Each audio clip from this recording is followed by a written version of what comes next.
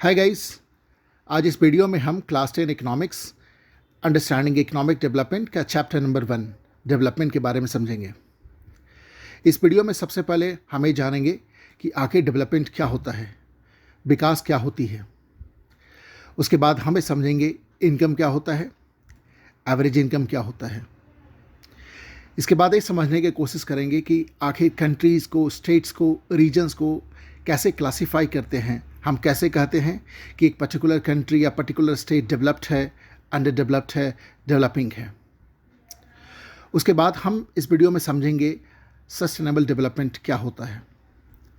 Fine, so let us start the video. ऐसा अक्सर सुनते हैं कि कोई एक रीजन, स्टेट अंडर डेवलप्ड है, कोई एक कंट्री डेवलपिंग है, कोई कंट्री डेवलप्ड है। आप सुनते हैं बिहार एक डेवलपिंग स्टेट है, तमिलनाडु एक डेवलप्ड स्टेट है, जर्मनी डेवलप्ड कंट्री है, यूएसए डेवलप्ड कंट्री है, मिडिल ईस्ट कंट्रीज रिच हैं बट सस्टेनेबल नहीं है। डेवलपिंग, डेवलप्ड, अंडर डेवलप्ड, इन शब्दों के चक्कर में आकर शायद आप कंफ्यूज हो जाते हैं। तो सबसे पहले हम समझते हैं कि आखिर डेवलपमेंट क्या होता है। इनके लिए डेवलपमेंट का क्या मतलब है। एक अनएम्प्लॉयड अर्बन यूथ हैं, इनके लिए डेवलपमेंट का मतलब है इनको लगभग 5 कंपनी से इंटरव्यू कॉल मिल चुका है, 2 ऑलमोस्ट फाइनलाइज्ड है। ये अपने अनएम्प्लॉयमेंट अलाउंस से ही मोबाइल का रिचार्ज करा लेते हैं। इन्होंने उसी पैसे से इन्होंने एक पेयर नया जूता, टाई और लैपटॉप खरीद लिया है। और अगर इनको नौकरी नहीं भी मिलती है तो इनको बिना इंटरेस्ट से गवर्नमेंट इनको एक बिजनेस लोन देगी और एक बिजनेस खड़ा कर देंगे। इनके लिए क्या डेवलपमेंट के मायने हैं। एक ऑटो ड्राइवर हैं, इनको अब रेगुलर बुकिंग मिलती है। ओला उबेर जैसे ऐप आने की वजह से अब रोड्स अच्छे बन चुके हैं, इनको अच्छा माइलेज मिलता है ऑटो का, ज़्यादा पैसा सेव करते हैं। ये अपने बेटी को इंटरनेशनल स्कूल में पढ़ाना चाहते हैं, उसको एक डॉक्टर बनाना चाहते हैं और उसको अपने ही ऑटो से मेडिकल कॉलेज तक छोड़ने जाने का इच्छा रखते हैं। इनके लिए क्या है डेवलपमेंट के मायने। एक बोटलेस फार्मर हैं, इनका बोट टूट चुका है, अब इनको गवर्नमेंट इजी लोन के थ्रू इनको एक बोट मुहैया करवाएगी। इनको गवर्नमेंट से अच्छा सपोर्ट मिलेगा ताकि ये डिप सी में जाकर अच्छा फिशिंग कर सकें। ये अपने बेटी का शादी करा देंगे, अब कोई बंधुआ मजदूरी नहीं, नो मोर बॉन्डेड लेबर। ये चाहते हैं कि अगले आने वाले इलेक्शन में अपने गांव में, पंचायत के इलेक्शन में भी ये भी कंटेस्ट करें और ये गांव का प्रधान बने। बोलते हैं कि अब तो सरकार हमारी है। इनके लिए क्या डेवलपमेंट के मायने हैं। रिक्शा पुलर हैं, गवर्नमेंट ने अनाउंस किया है नए स्कीम में कि जितने भी रिक्शा पुलर हैं उनको बैटरी ऑपरेटेड रिक्शा मिल जाएगा। ये दूसरे रिक्शा वालों को भी बोलेंगे कि अब हम लोग भी अपना यूनियन बनाएंगे ताकि ऑटो वालों का दादागिरी न चल सके। मैं यूनियन का लीडर बनूंगा, मैं अपने बेटे को स्कूल भेजूंगा। इनके लिए क्या डेवलपमेंट का मतलब है। एक ट्राइबल यूथ हैं, अब कोई भी अधिग्रहण नहीं, no further acquisition by any industry. इनके लिए डेवलपमेंट का मतलब ये है। इनके गांव में सामने जो आप देख रहे हैं इस लेक में गवर्नमेंट एक फुट ओवर ब्रिज बनाएगी। इनके गांव के सारे बच्चे इवन मानसून में भी स्कूल जा सकेंगे। इनको अपने बम्बू क्राफ्ट्स का अच्छा प्राइस मिलेगा। इनको सिक्योरिटी गार्ड की नौकरी मिलेगी उसी कंपनी में जिस कंपनी ने इनका लैंड का एक्विजिशन किया है। ये एक लैंडलेस फार्मर हैं, इनके लिए डेवलपमेंट का क्या मतलब है। इनको पूरे साल लगभग मनरेगा के तहत, Mahatma Gandhi national rural employment guarantee act के तहत इनको काम मिल जाता है। इनको एडिशनल इनकम भी मिलता है पोल्ट्री से। अब ये अपने मदर को आयुष्मान भारत स्कीम के थ्रू एक अच्छे हॉस्पिटल में दिखला सकते हैं। इनका अब लैंड ऑनर इन्हें अब्यूज़ नहीं कर सकता और इसके जितने भी लोन इनके पास बकाया सारे लोन लौटा देंगे। और ये चाहते हैं कि ये भी अपने गांव में जो आने वाले इलेक्शन उसमें कंटेस्ट करें और सरपंच बने और इंश्योर करें कि कोई भी आदमी जमींदार है, लैंडलॉर्ड है, किसी भी पुअर के साथ मिसबिहेव ना करे। यानी कि अगर आप देखें तो डेवलपमेंट के अपने अपने मायने होते हैं। कुछ और एग्जाम्पल देखते हैं। एक फार्मर हैं जो सिर्फ रेन पे डिपेंड करते हैं अपने ग्रोइंग क्रॉप्स के लिए, उनके लिए डेवलपमेंट के क्या मायने हैं। जो नया इनॉग्रेटेड कैनल है उनको पूरे साल पानी मिलता रहेगा। गवर्नमेंट ने एश्योरेंस दिया है कि आपको ड्रॉट रेसिस्टेंट सीड दिया जाएगा, वो भी कम कॉस्ट पे। बैंक इनको सब्सिडाइज लोन देगी। एक रूरल वीमेन है, लैंड ओनिंग फैमिली से, इनके लिए डेवलपमेंट के क्या मायने हैं? मैं अपने सिस्टर के जैसा ही शहर में घूमना चाहती हूँ, उसी के जैसा जो उसे पसंद है वो कपड़े पहनती है, मैं भी वैसा ही करना चाहती हूँ। मैं अपने रोज़मर्रा के काम के लिए घर में मेड रखना चाहती हूँ ताकि मेरे पास ज़्यादा समय हो, मेरे पास ज़्यादा आज़ादी हो, ताकि मैं खेतों में जाकर वहाँ की एक्टिविटीज़ को मॉनिटर कर सकूँ। मैं अपने बेटी को भी अपने बेटा के जैसा बोर्डिंग स्कूल में पढ़ाना चाहती हूँ। एक लड़का है रिच अर्बन फैमिली से, उनके लिए डेवलपमेंट का क्या मतलब है? उनका मर्जी के मुताबिक वो सेफ का कोर्स करना चाहते हैं ऑस्ट्रेलिया से जाकर, और उनके पिताजी, उनके माताजी इनको रोकेंगे नहीं। वो सोलो साइकिल ट्रिप करना चाहते हैं कन्याकुमारी तक, और उनको पिताजी रोकेंगे नहीं। एक आदिवासी हैं नर्मदा फैमिली वैली से, उनके लिए डेवलपमेंट का क्या मतलब है? गवर्नमेंट को अनाउंस करना चाहिए कि जितने भी लोग डिस्प्लेस हुए हैं डैम के कंस्ट्रक्शन के वजह से, सारे को इमीडिएटली गवर्नमेंट जॉब दिया जाएगा, उन्हें लैंड भी दिया जाएगा, एटलीस्ट दुगना जितना गवर्नमेंट ने लिया है, जितना एक्वायर किया है, और डैम का फर्दर हाइट इंक्रीज नहीं करना जाना चाहिए। एक रिच अर्बन फैमिली से एक लड़की है, उसके लिए डेवलपमेंट के क्या मतलब है? उसे अपने भाई के बराबर आज़ादी चाहिए, फ्रीडम चाहिए, और उसे अपना MBBS कोर्स करने के लिए साउथ कोरिया जाने के लिए परमिशन उनके पेरेंट्स दें।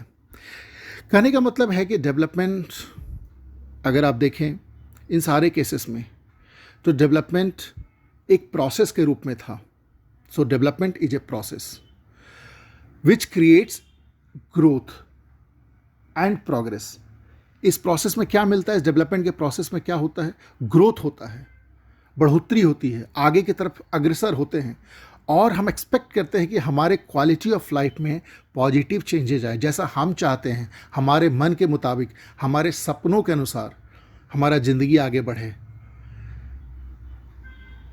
हमने क्या देखा कि डिफरेंट लोगों का डेवलपमेंट का अपना अपना मतलब है, क्योंकि सबके अपने अपने गोल्स हैं, सबके अपने अपने डिजायर्स हैं, और जब डिजायर उनके फुलफिल होते नज़र आते हैं तो वो कहते हैं कि हमारा कंट्री, हमारा मुल्क, हमारा देश डेवलपमेंट के रास्ते पे है, डेवलप हो चुका है, हम अच्छा डेवलपमेंट कर रहे हैं। दूसरे दूसरे लोगों के लिए डेवलपमेंट का गोल्स अलग अलग होता है।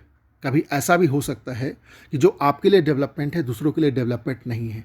फॉर एग्जांपल, जैसा आपने देखा, ट्राइबल यूथ क्या चाह रहे हैं कि उनका जो लैंड है फर्दर कोई इंडस्ट्री एक्वायर ना करे, उनके लिए डेवलपमेंट का मतलब ए है। परंतु इंडस्ट्री ऑनर क्या चाहेगा कि जितना से जितना ज़्यादा लैंड एक्वायर हो सके ताकि हमारा प्रोडक्शन कैपेसिटी बढ़ सके, और इसलिए वो गवर्नमेंट से रिक्वेस्ट करते हैं कि मुझे और ज़्यादा से ज़्यादा लैंड चाहिए। तो यहाँ पे आपने क्या देखा, एक के लिए डेवलपमेंट है, दूसरा के लिए डेवलपमेंट नहीं है। अगर इंडस्ट्री एक्वायर करेगी तो ट्राइबल यूथ के लिए डेवलपमेंट नहीं है। तो अगर किसी के लिए डेवलपमेंट है तो दूसरे के लिए डिस्ट्रक्टिव भी हो सकता है। और ये जो चाहत है, इनको प्राप्त करने के रास्ते भी लोगों के अलग अलग हैं। जो कंट्री डेवलपमेंट के रास्ते पर रहती है उसके भी मतलब लोग अपने अपने गोल्स के अनुसार, अपने अपने डिजायर्स के अनुसार निकालते हैं। अगर कंट्री कुछ पर्टिकुलर, फॉर एग्जांपल, अगर हमारी कंट्री मशीनरीज़ में, हैवी इंडस्ट्रीज़ में ज़्यादा इन्वेस्टमेंट कर रही है, फार्मर बोलेंगे क्या डेवलपमेंट है? कोई डेवलपमेंट नहीं। अगर हमारा कंट्री में ज़्यादा इन्वेस्टमेंट फार्मर्स के लिए किया जा रहा है, एग्रीकल्चर में ज़्यादा इन्वेस्टमेंट किया जा रहा है, रिसर्च एंड डेवलपमेंट किया जा रहा है, तो इंडस्ट्री वाले बोलेंगे आखिर क्या डेवलपमेंट है? कोई डेवलपमेंट नहीं है। यानी कहने का मतलब जो नेशनल डेवलपमेंट का भी जो नोशन है लोगों के दिमाग में अलग अलग रहता है। अगर उनके डिजायर के मुताबिक अगर देश में डेवलपमेंट हो रहा है तो बोलेंगे डेवलपमेंट है। अच्छा, एक बात आपने गौर किया होगा कि डेवलपमेंट में सिर्फ एक ही चाहत नहीं होती, इसमें मिक्स ऑफ गोल्स होते हैं। आपने देखा किस तरह से ऑटो ड्राइवर चाहते हैं कि उनको रेगुलर बुकिंग मिलते रहे, वो अपने बेटी को इंटरनेशनल स्कूल में पढ़ाएं, डॉक्टर बनाएं, MBBS सीट मिले उनके लड़की को, करेक्ट। सो ये जो मिक्स ऑफ गोल होता है इसमें कुछ चीज़ें आपने कॉमन ऑब्जर्व किया होगा, जैसे ज़्यादा पैसा, more income, money, better opportunity, decent life, freedom, आज़ादी, दूसरों से लोग रिस्पेक्ट की कामना करते हैं, इक्वल ट्रीटमेंट इन सोसाइटी की कामना करते हैं जहाँ पे एक दूसरे को लोग सताए नहीं। आपने देखा कि जैसे हमने देखा कि किस तरह से लैंडलेस जो हमारे फार्मर थे चाहते हैं कि अब कोई भी किसी को अब्यूज़ नहीं करो, इसलिए वो इलेक्शन में कंटेस्ट करना चाहते हैं। सो कहने का मतलब है, डेवलपमेंट का मतलब क्या है? मिक्स ऑफ गोल्स, लक्ष्यों का एक मिक्स है। Understand? So let us go head and further understand कि क्या क्या चीज़ें हमने कॉमन देखी। जैसे हमने इनकम देखा, हमने गुड अपॉर्चुनिटी देखा, हमने देखा फ्रीडम, हमने देखा इक्वल ट्रीटमेंट इन सोसाइटी जहाँ एक दूसरे को लोग सताए नहीं, हमने देखा डिसेंट लाइफ, हमने देखा रिस्पेक्ट फ्रॉम अदर्स। सो ये सारे डेवलपमेंट के गोल्स थे, मिक्स ऑफ गोल था डेवलपमेंट के लिए, चाहे वो कोई भी हो। एक लैंडलेस फार्मर हैं, एक बोटलेस फिशरमैन हैं, या अमीर घर का कोई लड़का है, या एक लैंड ओनिंग फैमिली का कोई लेडी है। सो अब क्वेश्चन अराइज होता है कि क्या ये सभी चीज़ें, income, opportunity, freedom, respect, decent life, equal treatment, क्या इसको आप मॉनेटरी टर्म्स में करके देख सकते हैं? जैसे अगर इनकम की बात है तो आप बता सकते हैं कि किसके पास 1 लाख रुपीज़ है, किसी के पास 2 लाख रुपीज़। आप बताएंगे 2 लाख वाले के पास ज़्यादा है, इनके पास ज़्यादा इनकम है। बट फ्रीडम को क्या आप आंक सकते हैं? क्या ऐसे कंपेयर कर सकते हैं? तो definitely answer is very clear, no. Except income, आप इनमें से किसी चीज़ को आंक नहीं सकते हैं। फॉर एग्जाम्पल, अगर कोई आदमी किसी को सैल्यूट कर रहा है, बोलेगा ओह वाह सो मच रिस्पेक्टेड, परंतु अगला आदमी बोलेगा अरे भाई उसने सिर्फ सैल्यूट ही तो किया, उसने और क्या खास किया है, कौन सा रिस्पेक्ट उसे दे दिया। यानी कि उसके लिए रिस्पेक्ट के भी मतलब अलग है। अगर किसी को सपोज एक अपॉर्चुनिटी मिला है एक फैक्ट्री में एक सिक्योरिटी गार्ड बनने का, उसके साथ वाले दोस्त जिनको नौकरी नहीं मिल रही बोलेंगे वाओ तुम्हें कितना बढ़िया अपॉर्चुनिटी मिल गया। बट सामने वाला आदमी बोलेगा भाई कौन सा तुम्हें महान, तुमने तीर मार लिया, तुम एक सिक्योरिटी गार्ड की तुम्हें नौकरी मिली है, कौन सा तुमने तीर मार लिया, क्या तुम बड़े इंजीनियर बन गए। कोई बोलेगा अरे भाई तुमने इंजीनियर बन के क्या किया, क्या तुम्हारे पास पावर है, क्या तुम आईएएस बन पाए, लाइक दैट। सो अपॉर्चुनिटी को भी आप ऐसे कंपेयर नहीं कर सकते मॉनेटरी टर्म में लाकर, करेक्ट। सो इनमें सिर्फ इनकम को ही आप कंपैरिजन के लिए यूज कर सकते हैं। ठीक है, आप सब एग्री करते हैं? ओके तो अगर सिर्फ इनकम को ही आप मॉनेटरी टर्म में मेजर कर सकते हैं, तो इनकम को यूज करके क्या आप कंट्रीज, स्टेट, रीजन्स को कंपेयर कर सकते हैं? डेफिनेटली कंपेयर कर सकते हैं। क्या हम ऐसा कर सकते हैं? चलिए हम एक एग्जांपल लेते हैं। हम एक एक्सरसाइज करेंगे जहां पे हम कुछ रशियंस, कुछ इंडियंस, कुछ अमेरिकन्स को लेंगे एग्जाम्पल के तौर पे। ठीक है, अब इनको हम कंपेयर करेंगे किसका इनकम ज़्यादा है, किसको हम डेवलप्ड बोलेंगे, किसको डेवलपिंग बोलेंगे, किसी को अंडर डेवलप्ड बोलेंगे। परंतु जैसे ही हमने एक्सरसाइज शुरू किया तो हमारे देश के शिरोमणि हमारे प्रधानमंत्री जी श्री नरेंद्र मोदी जी आ गए टेंशन में। क्या टेंशन में आ गए? भाई कंपैरिजन हो रहा है, देश की इज्जत की बात है, शान की बात है। चलो उन्होंने लगाया दिमाग और बोला कि मैं अपने कंट्री का डाटा ना सिर्फ अपने बिग ब्रदर्स का ही भेजूंगा। बिग ब्रदर्स में लेके आ जाते हैं बड़े बड़े बिजनेसमैन जिनको आप सारे लोग जानते हैं। इन सभी का नाम आप कमेंट बॉक्स में फटाफट टाइप करके लिख दीजिए, करेक्ट। अब इनको भेजने, इनका डाटा भेजने के बाद हमारे इनका इनकम का डाटा भेजते हैं, सालाना जो इनका इनकम होता है भेजने के बाद हमारे प्रधानमंत्री जी हो जाते हैं निश्चिंत, क्योंकि उनको पता है कि मैं तो जीतूंगा ही। अब आ गया नतीजा का दिन, रिजल्ट डे। रिजल्ट आता है, अमेरिकन को मिलता है only $5,000 per year income, Russian को मिलता है $4,700 पर ईयर। बट इंडियन को जो रिजल्ट मिलता है उसमें तो जीरो आप काउंट भी नहीं कर सकते। आखिर ऐसा क्या हुआ? या इंडिया को हम एक डेवलप्ड कंट्री मान सकते हैं, दुनिया का सबसे ज़्यादा डेवलप्ड कंट्री, क्या मान सकते हैं? डाटा तो ऐसा बोलता है, इनकम के बेस पे आपने कंपैरिजन किया है तो India is the most developed country. हमारे प्रधानमंत्री जी खुश हो जाते हैं, परंतु इनकी खुशी क्षणिक थी। क्यों? आखिर यह क्या है? ये धरावी है। धरावी मुंबई में एक स्लम है, पूरे एशिया का बिगेस्ट स्लम है। आखिर ऐसा क्यों है? जब India is the most developing country तो आखिर स्लम कहाँ से आया?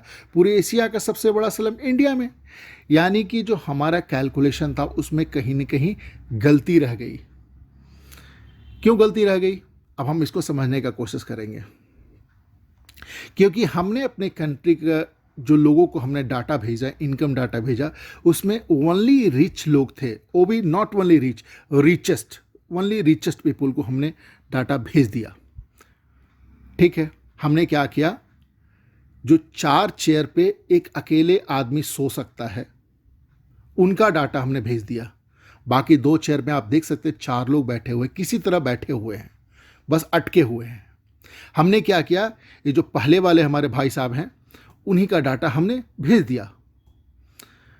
ठीक है, सिर्फ रिच लोगों का। दूसरे कंट्रीज ने क्या किया था, उन्होंने इनका डाटा भेजा था। 4 चेयर पे 5 लोग बैठे हैं। यानी कहने का मतलब जो उन्होंने जो डाटा भेजा था उसमें इक्वलिटी थी, बट हमने जो रैंडम सिलेक्शन ऑफ डाटा किया उसमें हमने डाटा सिर्फ अमीर लोगों का भेजा। और एक रीज़न में तो गरीब भी होंगे, अमीर भी होंगे। अगर आप डाटा सिर्फ अमीर का भेज दिया तो आपका रिजल्ट गलत हो जाएगा, आप कंपैरिजन नहीं सही कर सकते। सो अगर आप रीजन को कंपेयर कर रहे हैं तो जो टोटल इनकम जो आपने अभी लिया वो एक यूजफुल मेजर नहीं है।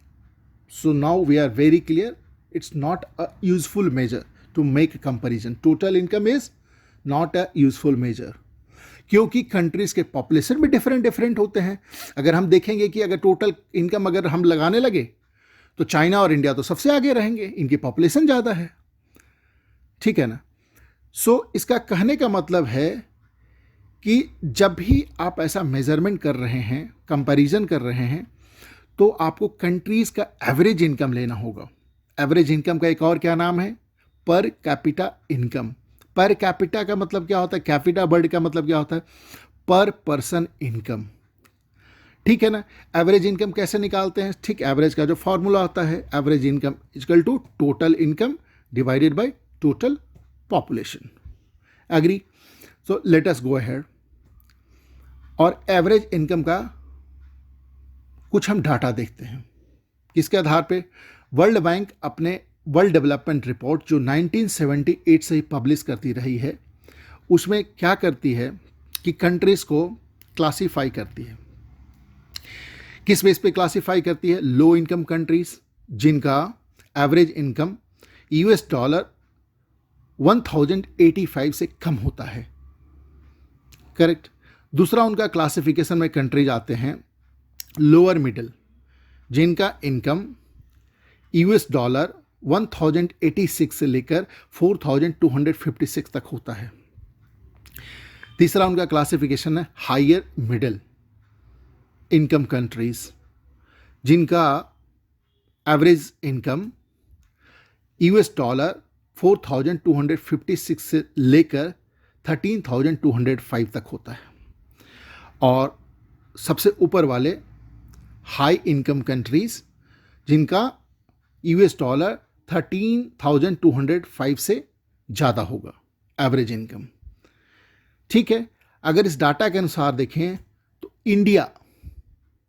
इंडिया लोअर मिडिल कैटेगरी में आता है, क्योंकि इंडिया का एवरेज इनकम है $2450। तो कहाँ हम आते हैं? लोअर मिडिल में, लोअर मिडिल इनकम कंट्रीज में आते हैं। बहुत बढ़िया। अब इस एक कुछ हम खुद से करके देखते हैं। 2 कंट्रीज का एग्जाम्पल हमने लिया है, इनका हमने मंथली इनकम ऑफ सिटीजन लिया है। कंट्री ए में 5 तरह के लोग हैं, 5 तरह के सिटीजन है। कंट्री बी में भी 5 तरह के हैं। हमें अब पता चल चुका है टोटल इनकम आपको कंपैरिजन के लिए यूज़ नहीं करना है। आपको क्या यूज़ करना है? Average income. चलिए कंट्री ए का आप एवरेज इनकम निकालिए, फटाफट निकालिए। मेरे से आगे निकालते हैं, आप कमेंट बॉक्स में टाइप कर दीजिए। कंट्री बी का निकालिए। आप सरप्राइज होंगे, दोनों का एवरेज इनकम 10,000 ही है। मगर आप डाटा को फिर से देखिए। कंट्री ए में ज़्यादातर लोगों का आसपास ही मंथली इनकम है, 9,500 तो किसी का 10,200, ज़्यादा डिफरेंसेस नहीं है। बट कंट्री बी में जो शुरू के 4 सिटीजन हैं, इनका तो ओनली 500 है, ओनली 500 रुपीज़ पर मंथ। परंतु जो 5वें जो सिटीजन है उनका 48,000 है, 48,000 रुपीज़ मंथली इनकम। तभी भी हमारा एवरेज सेम आया है। इसका मतलब क्या है कि क्या हम एवरेज इनकम लेकर अगर कंपैरिजन करते हैं तब भी कुछ प्रॉब्लम है? इस टेबल में देखिए, इसमें हमने 3 स्टेट लिया है जिसका हमने एवरेज इनकम निकाला है, पर कैपिटा इनकम 2018-19 का आंकड़ा है ये रुपीज़ में। हरियाणा का 2,36,147 रुपीज़ हरियाणा के सिटीजन्स का क्या है, इनका एवरेज इनकम है, पर कैपिटा इनकम है। अगर बिहार का देखिए तो ओनली 40,982, केरला का देखिए तो हरियाणा से कम है, 2,04,105 रुपीज़। इसका कहने का मतलब क्या हुआ कि हरियाणा के लोगों के पास ज़्यादा पैसे हैं, हरियाणा ज़्यादा रिच है, करेक्ट है। हरियाणा ऊपर है, बिहार बॉटम में है। और अगर ऐसा है तो हरियाणा तो केरला से अगर कंपेयर करें तो हर चीज़ में वो अच्छा होना चाहिए, क्योंकि इनके पास तो पैसे हैं। क्योंकि अभी हमने देखा टोटल इनकम नहीं तो एवरेज इनकम से तो हम कंपैरिजन कर सकते हैं। तो एक डाटा देखते हैं हम। डाटा देखने के बाद आपको पता चलेगा कि हरियाणा का इन्फेंट मोर्टेलिटी रेट, क्या आपको इन सभी टर्म्स में डाउट है? Infant mortality rate, literacy rate percentage, net attendance ratio, ये सारे इंडिकेटर हैं। इसमें क्या आपको इनके डेफिनेशन के बारे में डाउट है? एक बार पढ़ लीजिए। IMR क्या इंडिकेट करता है? Number of children that die before the age of 1 year, 1 साल की उम्र के पहले ही मर जाते हैं। और अगर 1000 लाइव बर्थ हुआ है उसमें से कितने मर जाते हैं? यानी कि अगर IMR 30 है तो कहने का मतलब 1000 लाइव बर्थ में से 30 बच्चे अपना फर्स्ट बर्थडे बिना देखे हुए ही मर जाते हैं। केरला में सिर्फ 7 बच्चे ही मरते हैं, बिहार में देखें तो 32 है। लिटरेसी रेट के बारे में आप जानते होंगे, किसकी क्या है? Proportion of literate population in 7 and above age group में देखा जाता है। कितने लोग बेसिक अल्फ़ाबेट्स पढ़ना लिखने का काम कर सकते हैं, अपना नाम लिख सकते हैं, सारे अल्फ़ाबेट्स को जानते हैं, उनको हम क्या बोलते हैं? लिटरेट। इस 7+ में ही सिर्फ देखा जाता है। तो अगर परसेंटेज देखें तो हरियाणा में ओनली 82% है, वेरएज केरला में 94% है। ठीक है, बिहार तो आपने देखा पर कैपिटा इनकम कम था, उनका लिटरेसी रेट भी कम है, यहाँ तो चलता है। परंतु केरला और हरियाणा के कंपैरिजन में ऐसा क्या हुआ? क्योंकि केरला तो पर कैपिटा इनकम में उनसे कम था, हरियाणा से कम था। नेट अटेंडेंस रेशियो देखिए, यानी कि टोटल नंबर ऑफ चिल्ड्रन जो 14 साल से 15 साल की उम्र के बीच में हैं, कितने बच्चे स्कूल जा रहे हैं। अगर टोटल परसेंटेज देखें, टोटल नंबर ऑफ चिल्ड्रन, अगर टोटल बच्चे एक रीजन में अगर 1000 हैं और उसमें से 14 साल 15 साल की उम्र वाले अगर 15 स्कूल जा रहे हैं तो इसको परसेंटेज लेना होगा, 15/1000 इसका परसेंटेज निकालना होगा। तो इस तरह से देखिए तो केरला का नेट अटेंडेंस रेशियो तो 83 है, वहाँ पे 83 अगर आप देखिएगा इस रेशियो में तो 83% जो बच्चे हैं 14 से 15 ईयर वाले वो स्कूल अटेंड कर रहे हैं। हरियाणा में तो सिर्फ 61 है। तो आखिर अमीरी का मतलब क्या हुआ? पैसा रख कर ज़्यादा क्या हुआ? सो इसका एक कंक्लूजन निकाला जा सकता है। अगर पैसे आपकी जेब में हैं, ऐसा कोई ज़रूरी नहीं है कि जो गुड्स और सर्विसेज आपको बढ़िया ज़िंदगी जीने के लिए चाहिए वो आप प्राप्त कर सकते हैं। पैसा से आप पोल्यूशन फ्री इन्वायरमेंट नहीं खरीद सकते, पैसा से आप अनएडल्टरेटेड बिना मिक्स किया हुआ दवाइयाँ नहीं खरीद सकते। जब तक कि आपकी कम्युनिटी, आपकी जो गवर्नमेंट एफर्ट ना लगा इन सारे चीज़ों को अचीव करने के लिए। पैसा से आप इन्फेक्शियस डिसीज से नहीं बच सकते। आपने देखा कोविड के समय में कैसे डेवलप्ड कंट्रीज सूखे पत्ते की तरह बिखर गए। इटली का क्या हालत हुआ, डेवलप्ड कंट्री थी। तो तब तक पॉसिबल नहीं था जब उनकी पूरी कम्युनिटी मिलकर प्रिवेंटिव स्टेप्स ले। पैसा से सिर्फ नहीं हो सकता। सो कहने का मतलब क्या है, अगर आप इनकम को, चाहे टोटल इनकम हो या एवरेज इनकम हो, यानी कि पर कैपिटा इनकम हो, आप इसे मेजर ही नहीं कर सकते कि उनके जो सिटीजन्स हैं कितना बढ़िया सर्विसेस ले पाते हैं, किस तरह से मटेरियल गुड्स को यूज करते हैं अपना बेहतर जिंदगी को बेहतर बनाने के लिए। ये अच्छा इंडिकेटर नहीं है। इसीलिए दैट इज वाई यूएनडीपी, जो एक यूनाइटेड नेशन का एक स्पेशलाइज्ड एजेंसी है, united nation development program, UNDP ने क्या डिसाइड किया कि हम पैसा के साथ साथ हम दूसरे इंडिकेटर्स को भी देखेंगे। दूसरे इंडिकेटर्स क्या क्या इंडिकेटर्स हैं हम अभी समझेंगे। Life expectancy at birth, expected year of schooling, mean years of schooling, gross national income per capita, triple P, इसके बारे में आप जानते हैं, purchasing power parity in dollars. अगर आप पीपीपी के बारे में नहीं जानते हैं तो इस चैनल का आप जो शॉर्ट्स हैं देखा करें, काफ़ी यूज़फुल होगा आपके लिए। तो इस तरह से यूएनडीपी इन सारे फैक्टर्स को लेके इंडेक्स बनाती, जिसको क्या बोलते हैं, ह्यूमन डेवलपमेंट इंडेक्स। और यूएनडीपी और दूसरे दूसरे इंडेक्स को भी लेकर आती है, जैसे जेंडर इनइक्वालिटी इंडेक्स, किस तरह से जेंडर के आधार पर भेदभाव किया जाता है। Gender development index GDI, inequality adjusted human development index, जिसमें ह्यूमन डेवलपमेंट इंडेक्स में इनइक्वालिटी को एडजस्ट कर लेते हैं, जेंडर के आधार पर जो इनइक्वालिटी है उसके आधार पर एडजस्ट कर लेते हैं। अंडरस्टूड।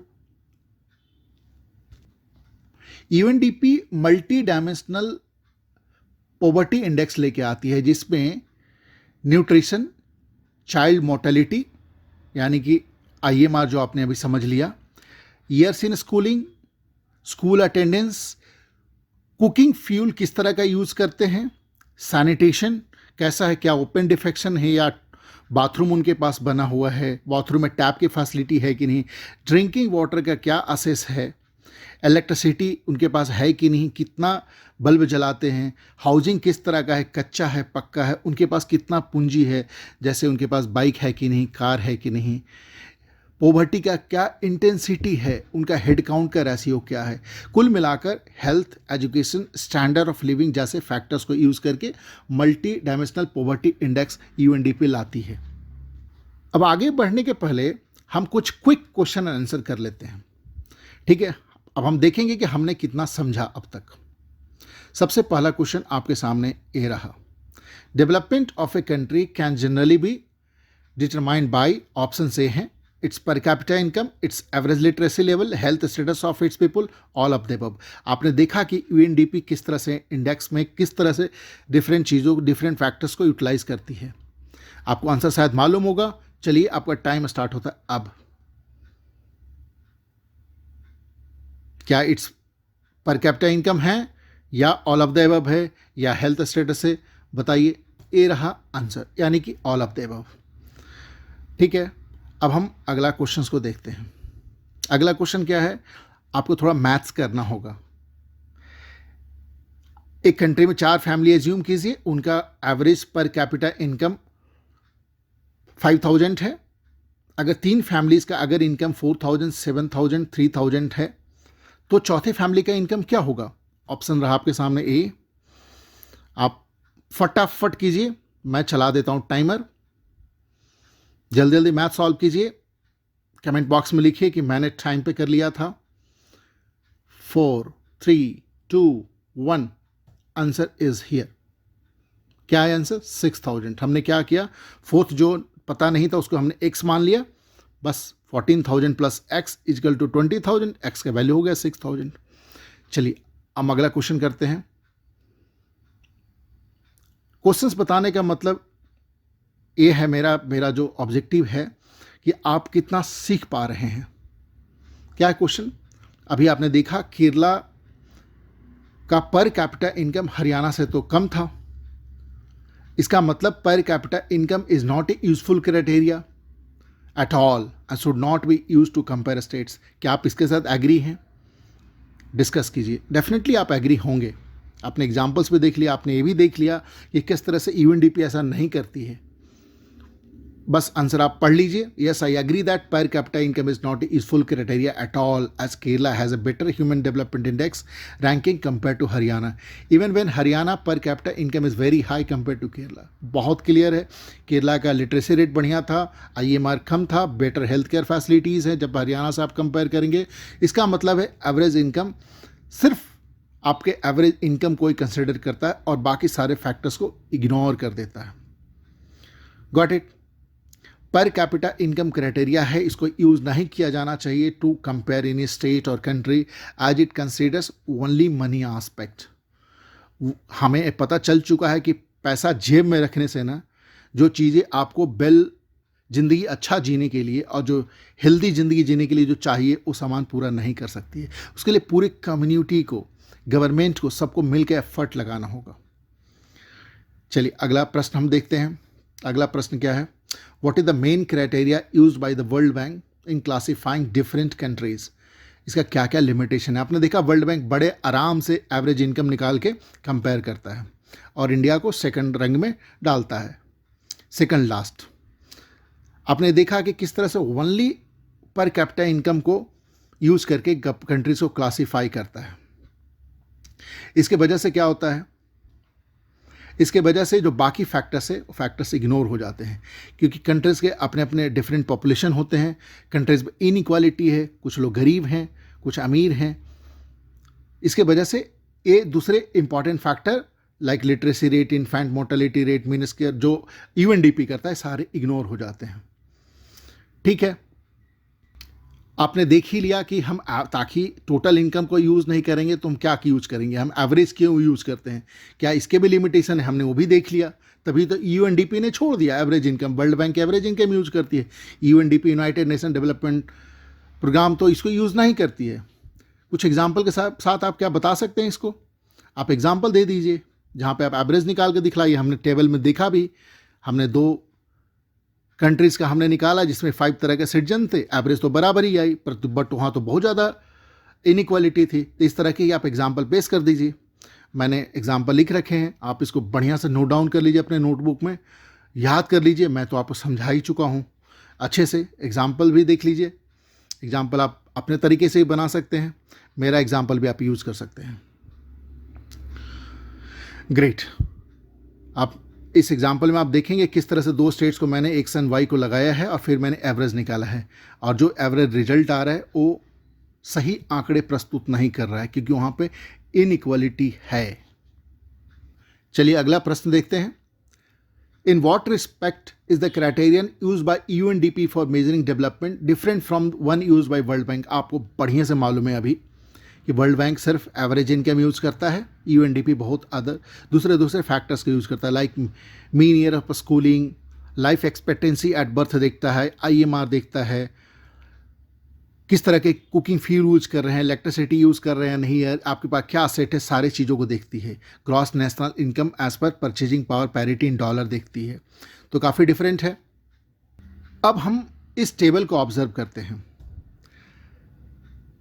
टेबल को ऑब्जर्व करने के बाद आपको पता चलेगा ये डाटा है यूएनडीपी का ही, जहाँ पे कंट्रीज़ का GNI, gross national income per capita, purchasing power parity 2011 का लेवल लिया गया है, लाइफ एक्सपेक्टेंसी एट बर्थ दिया गया है, मीनस ईयर्स ऑफ स्कूलिंग दिया गया है, और वर्ल्ड में एचडीआई ह्यूमन डेवलपमेंट इंडेक्स का क्या रैंकिंग है। इस डाटा में आप देखिएगा बड़े ध्यान से, तो ग्रॉस नेशनल इनकम इंडिया का श्रीलंका जैसे छोटे मुल्क से भी काफ़ी कम है। लाइफ एक्सपेक्टेंसी भी देखिए श्रीलंका इसे कहीं आगे, कहीं बेहतर है। मीन ईयर्स ऑफ स्कूलिंग में भी देखिए तो काफ़ी बेहतर है। एचडीआई रैंक पे भी देखिए तो इंडिया से काफ़ी बढ़िया रैंक है। श्रीलंका का 73 है, इंडिया का 130, कभी 131 हो जाता है, कभी 132 हो जाता है, like that it changes. Correct. So इस टेबल को देखने के बाद क्या आप एनालिसिस कर सकते हैं? क्या एनालिसिस आप कर सकते हैं कि बहुत सरप्राइजिंग है, एक छोटी सी कंट्री श्रीलंका जैसी कंट्री इंडिया से काफ़ी अहेड है और अच्छे रैंक पे हैं। नेपाल और बांग्लादेश जो हैं लो पर कैपिटा इनकम रखते हैं इंडिया से, परंतु इंडिया से लाइफ एक्सपेक्टेंसी में बेहतर हैं। आप ध्यान दीजिएगा, नेपाल एंड बांग्लादेश, करेक्ट। तो ये एनालिसिस उभर के सामने आई। इससे पहले कि हम आगे बढ़ें, हम एक क्विक क्वेश्चन आंसर करते हैं। Which of the following neighbouring countries have better performance in terms of human development than India? कौन है? ऑप्शन के पहले ही आपको शायद आंसर मालूम होगा, तभी मैं अपना घड़ी भाई साहब को शुरू कर देता हूं। क्या बांग्लादेश? क्या नेपाल? पाकिस्तान तो नहीं है। कौन है? Answer is here, Sri Lanka. इसके बाद अब चलिए हम एक टेबल और ऑब्जर्व करते हैं। क्या है टेबल? एक क्रूड ऑयल रिजर्व्स को बता रहा है कि किसके पास कितना क्रूड ऑयल रिजर्व है, कितना 1000 मिलियन बैरल्स है। जैसे यूएसए के पास 50,000 मिलियन बैरल्स है, एज ऑन 2017 डाटा है।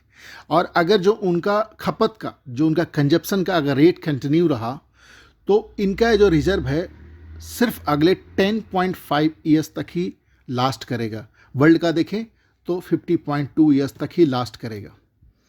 अब इमेजिन कीजिए कि आज के समय में यूएसए इतना महान बन रहा है, बिलियंस ऑफ डॉलर्स कमा लेता है तेल को बेच के, क्रूड ऑयल को बेच के, अपने यहाँ खूब बढ़िया कंजप्शन करके इंडस्ट्रियल डेवलपमेंट करता है।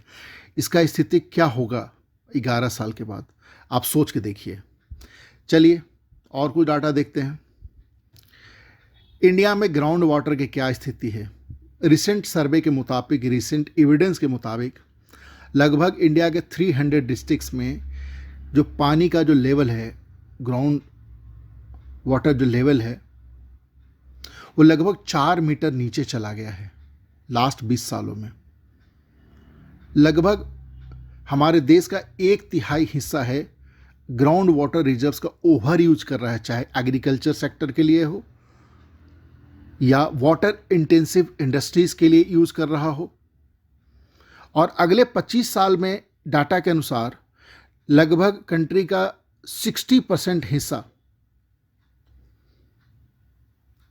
सूखा ग्रस्त हो जाएगा। जिनको जो वाटर टेबल है ना, अंडरग्राउंड वाटर टेबल, उसमें से पानी नहीं मिलेगा। देखिए इस डायग्राम में कैसे दिखाया गया है। लेडी बकेट डाल रही है, पानी हो तो वहाँ है ही नहीं, इनको बस रस्सी का लेंथ ही बढ़ाना पड़ेगा और इनको पानी नहीं मिलेगा। आखिर ऐसा क्यों हो रहा है? क्योंकि हम डेवलपमेंट तो कर रहे हैं, ऑब्वियसली सब डेवलपमेंट कर रहे, सब विकास के रास्ते पे हैं, परंतु हमारा डेवलपमेंट सस्टेनेबल नहीं है। इस कुछ समय के लिए सस्टेन नहीं कर पाएंगे, आगे जाकर फ्यूचर में हमारा डेवलपमेंट नहीं हो पाएगा। क्योंकि हमें याद रखना चाहिए कि जो आज हमने इनहेरिट किया है अपने पूर्वजों से नहीं किया है, हमने अपने बच्चों से बोरो किया हुआ है, अपने फ्यूचर जनरेशन से हमने बोरो किया हुआ है। आज हम ओवर यूज करेंगे तो हम उनको क्या मुंह दिखलाएंगे, वो कैसे जी पाएंगे? आप समझिए, क्या बिना पानी के क्या लाइफ पॉसिबल है? पॉसिबल नहीं है। सस्टेनेबल डेवलपमेंट यही है, एक डेवलपमेंट है जहां पे जो प्रेजेंट का रिक्वायरमेंट है ना, वो फ्यूचर जनरेशन का रिक्वायरमेंट को विदाउट कॉम्प्रोमाइज करते हुए अगर आप कर रहे हैं तो क्या है? सस्टेनेबल डेवलपमेंट है। और ये भी एक फैक्ट है कि अगर कोई कंट्री, अगर कोई रीजन, अगर कोई अपना लोभ दिखलाए, ग्रीड दिखलाए आज के समय में, अरे मेरे पास मिलियंस ऑफ डॉलर्स हैं, मैं इतना रिच हूँ, हमारे सारे सिटीजन्स प्लेन से घूम सकते हैं, तो आपको पता है पूरे मानव सभ्यता पे ही खतरा क्रिएट कर सकता है। सब कुछ खत्म हो जाएगा, सब कुछ। आपने देखा किस तरह से हमारे पास पूरे वर्ल्ड में वो ओनली 50 ईयर्स के लिए हमारे पास क्रूड ऑयल है। अगर आप ओवर यूज करेंगे, खत्म, फिर बचेगा ही नहीं है बच्चों के लिए कुछ भी। ग्लोबल वार्मिंग की वजह से किस तरह का जो ग्लेशियर्स मेल्टिंग का जो ओवर स्पीड हो चुका है और सी लेवल पूरा धड़ाधड़ इंक्रीज हुआ जा रहा है। बहुत सारे जो सिटीज़ हैं जो सी के किनारे हैं, कोस्टल सिटीज़ हैं, उन सबको तो अपने अस्तित्व पे ही खतरा मंडरा रहा है। डिसअपियरेंस के कगार पे आ चुके हैं, रोज अपने कुछ हिस्से को समुद्र में जाते हुए देखते हैं। ठीक है, वाटर का आपने देखा है किस तरह से ग्राउंड वाटर्स का हम इंटेंसिव यूज कर रहे हैं, उसको पोल्यूट कर रहे हैं, क्रॉप्स के लिए यूज करते हैं, वाटर इंसेंटिव क्रॉप्स लगाते हैं, किस तरह से इंडस्ट्रीज के एफ्लुएंट है वाटर बॉडीज में हम बिना ट्रीट किए हुए भेज देते हैं, तो आखिर सरवाइव तो नहीं कर पाएंगे, आपको पीने के लिए पानी नहीं मिलेगा। हम तो खैर जी लेंगे, बट हमारे बच्चे तो क्या करेंगे। चलिए हम कुछ क्वेश्चन आंसर लगाते हैं। आपने समझा है सस्टेनेबल डेवलपमेंट क्या होता है। Earth has enough resources to meet the needs of all but not enough to satisfy the greed of even one person. ये स्टेटमेंट कितना रिलेवेंट है डेवलपमेंट के डिस्कशन के लिए, इसको हम डिस्कस करेंगे। ठीक है, आंसर्स आपके सामने हैं।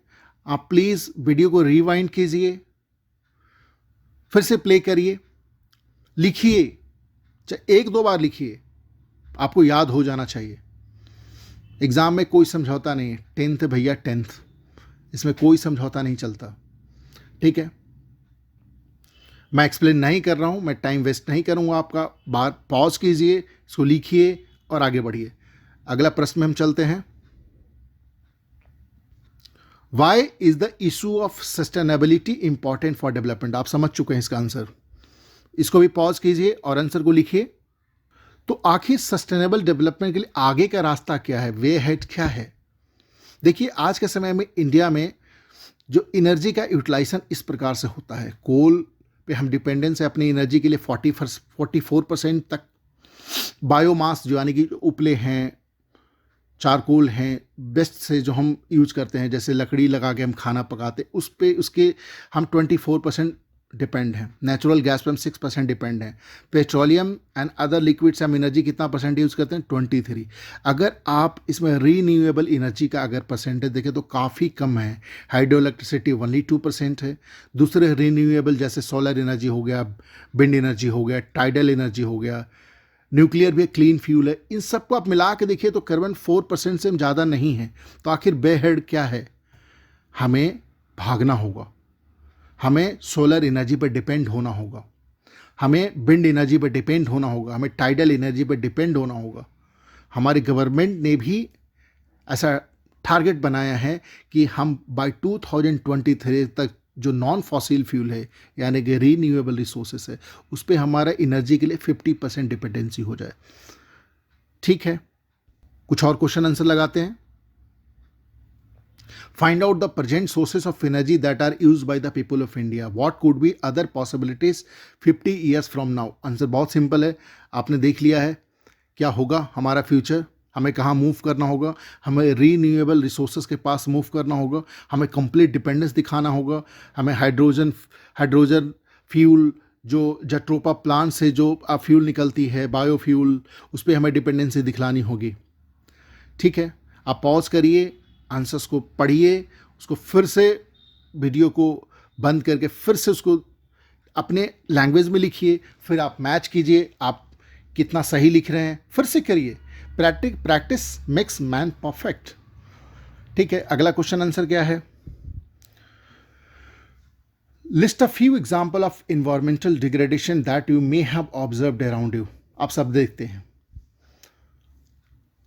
चारों तरफ देखते हैं। खेत में देखिए, ट्रेन के ट्रैक के किनारे देखिए, रोड्स में देखिए, हाईवे के किनारे आप देखिए क्या हो के रखा हुआ है। फ्रूटी पिए, लस्सी पिए, पॉलीथीन को बाहर फेंक दिए, खेत हो गया नष्ट। इंडस्ट्री है उसको तो परवाह ही नहीं है कि जो एफ्लुएंट है बिना ट्रीट किए जब आप रिवर में छोड़िएगा, लेक में छोड़िएगा, तो आखिर क्या होगा, क्या आपको पानी नहीं पीना है क्या दोबारा। बस गाड़ी रोड पे भरते ही जा रहे हैं, रोज रजिस्ट्रेशन हो रहा है। करिए इन्वायरमेंट को पॉल्यूट, बचेगा नहीं कुछ भी। इतना टेम्परेचर ज़्यादा हो जाएगा, इतना एक्सट्रीम हो जाएगा कि सनबर्न क्या, ये जो स्मोक से ही ना सारे लोगों को ना लंग कैंसर हो जाएगा, ऐसी स्थिति हो जाएगी। इन्वायरमेंटल डिग्रेडेशन के एग्जाम्पल से पॉज करिए और लिखिए। आज का हमारा last question, can you guess why around 1/5 of the people in country are undernourished even though it is argued that there is enough food in the country, describe in your word. Very easy answer. आपको पता ही है कि हमारे यहाँ inequality की वजह से ऐसा है। कहने के लिए हमारे पास खाने के लिए बहुत कुछ है, जब खाने की बात होती है तो मिलता ही नहीं। होर्डिंग है, काला बाजारी है, जो इंटेंटेड जो यूज़र है वहाँ तक पहुँच नहीं पाता, डिस्पैरिटी ऑफ इनकम है, न्यूट्रिशियस फूड एफर्ट नहीं कर सकते पुअर पॉपुलेशन। हमारा जो फूड कॉर्पोरेशन ऑफ इंडिया है, इफ़िशेंसी तो दिखला रही है, अभी फिलहाल के दिनों में काफ़ी सुधरी है, परंतु अभी भी मिलियंस ऑफ टन्स तो हमारा सिर्फ वेस्टेज हो जाता है उनके गोडाउन में। ठीक है, लैक ऑफ इंफ्रास्ट्रक्चर बोलिए, लैक ऑफ बिल पावर बोलिए, ये भी बोल सकते हैं। जो फेयर प्राइस आउटलेट है उनका काला बाजारी बोलिए, जो राशन है जो पहुंचना चाहिए, जिनको मिलना चाहिए राशन कार्ड वाले को, तो उनको तो मिलता भी नहीं है। हालांकि स्थिति बहुत सुधरी है पहले की अपेक्षा अगर आप देखें तो। ठीक है, हमें पॉजिटिव रहना है, हमें आगे बढ़ना है, हमें अपने एग्ज़ाम्स को अच्छे से हैंडल करना है, हमें एक रिस्पॉन्सिबल सिटीजन बनना है सोसाइटी में। बाय फ्रेंड्स, अब मैं लेता हूँ आप सबसे इजाज़त। Thank you again to all of you. Please subscribe this channel and share with your friends. Press the bell icon for early notification. Bye bye.